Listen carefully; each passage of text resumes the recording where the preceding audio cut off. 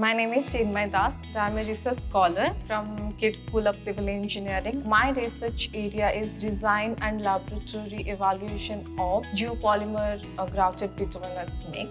The world is now focuses on sustainability. So geopolymer-grafted bituminous mix is one of the very important topic. If we are talking about civil engineering, then the cement is the very important ingredient. It produces carbon dioxide. To reduce the use of cement, now we are trying to use industrial waste like silica, fume, fly ash. School of Civil Engineering, there are various type of labs such as structural lab, material testing lab, geotechnical engineering lab and transportation lab. Every equipment's there.